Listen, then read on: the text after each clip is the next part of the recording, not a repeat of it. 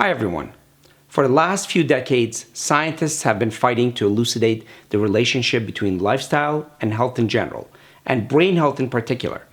We're making great strides despite the noise being introduced to maintain the status quo, be it with regards to nutrition, stress, sleep, or any other lifestyle factor.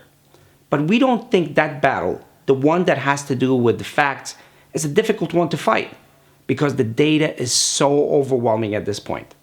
We believe the greatest challenge we have has to do with the ability to implement change in the lives of our patients, our families, and more importantly, at the level of the community.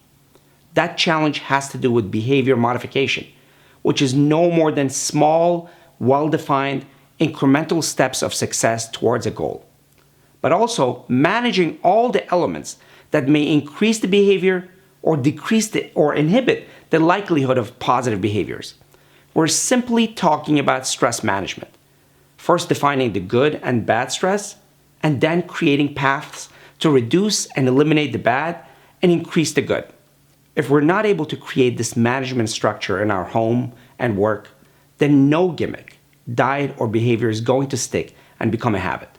Thus, the first step before even addressing nutrition, exercise, sleep, or cognitive activity is to create a management structure that takes you from urgency living, which always leads to failure and going back to flawed but well-ingrained patterns. You have to realize this is more difficult than just creating a management system. It is about maintaining the system long enough, for weeks and months for that matter, depending on the behavior that is, until they become new baselines that are ingrained behaviors, which do not require extra energy to maintain. As you remember, we said the baseline behaviors that are habits are run in different parts of the brain. They're in the basal ganglia as opposed to the cortex, and they're a much lower energy state.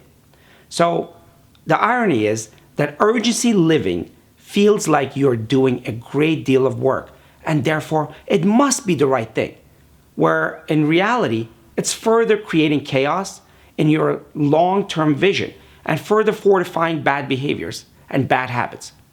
It's critical that we realize that if this unwinding is not done well, you will never be able to traverse the fairly difficult path of getting out of the unhealthy patterns to one of healthful living. Just take this as an example. Every day as we go past the gas station or drive by the next enticing fast food restaurant or walk by the next junk food vending machine, we're facing a minefield that is there to trip you back to our baseline states. And without an unwinding and management program, we will fail, guaranteed. In fact, the recidivism rate for diets is as high as 90%.